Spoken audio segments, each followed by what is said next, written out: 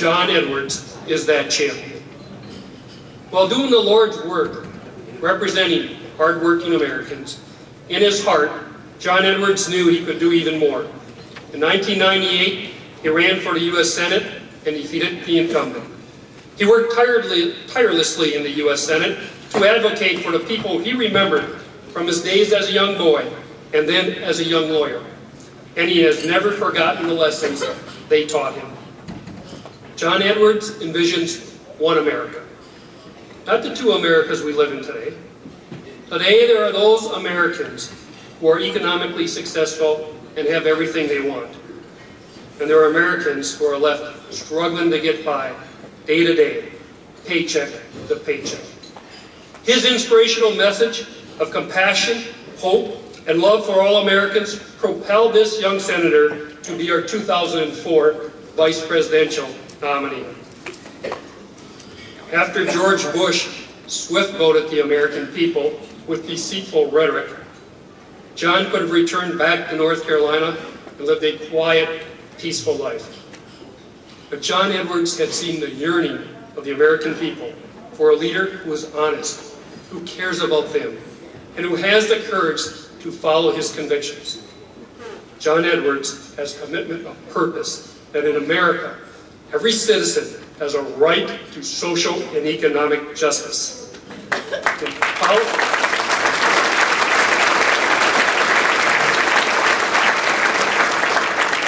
In politics, in law, in his personal life, John Edwards lives his faith. He directs the Center on Poverty, Work, and Opportunity, which brings forth new ideas to lift up people out of poverty and into our middle class. He founded the College for Everyone in Greene County, North Carolina. He campaigned around the country to increase the minimum wage. And John Edwards challenges each of us to help him change the direction of this country. We have the moral responsibility to create a better America, starting in our homes with our families, in our communities with our neighbors, and in our nation within our hearts with love for one another. I admire the fact that John Edwards announced his candidacy for president in hurricane-ravaged New Orleans. John knows that as a people, we're only as strong as our weakest brother and sister. It's John Edwards who has a plan for universal health care coverage, which does not leave our citizens uninsured, underinsured, or bankrupt. It's John Edwards who will restore America's can-do patriotic spirit. As Americans, we can end our addiction to foreign oil through a new energy economy, which will create jobs, promote conservation, and halt global warming. By restoring America's patriotism is not something John Edwards will just do here in America. He will restore America's vision and leadership throughout the world. President Bush was in Grand Rapids yesterday at a stage photo op where he chastised Democrats for handcuffing our troops because we refuse to blindly follow his open-ended military commitment in Iraq. Handcuffing? I'm a former police officer. I know something about handcuffs. I guess those Republicans just can't seem to get away from what they know best. Handcuffs. Just ask Jack Abramoff or former GOP Congressman Newt Cunningham or Bob May. They know about handcuffs.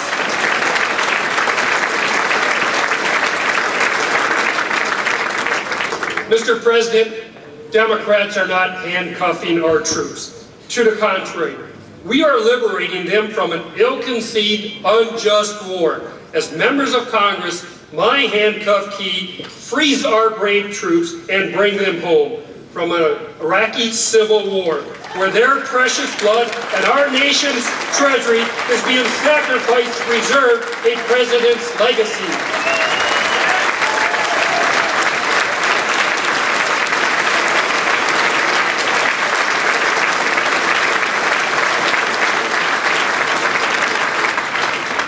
America longs for a president who has the courage to admit a mistake. The war in Iraq was a mistake. And what we need now is a president who has the courage to admit it.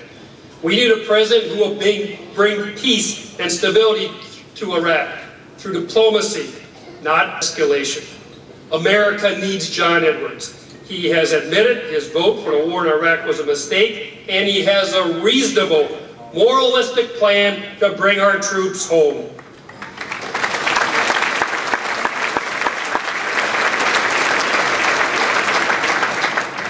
In the Bible, Luke chapter 12, verse 48, it reads, "To whom much is given, much is expected."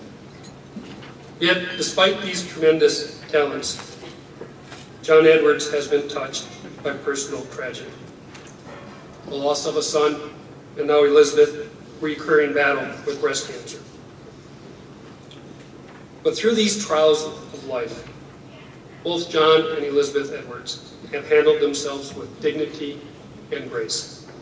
In the April 23rd issue of Time magazine, there's a quote from a lady who said, "Elizabeth Edwards ought to be a Marine. Her selfless commitment to duty is the kind of courage that earns medals." John, we send our best wishes and love to Elizabeth.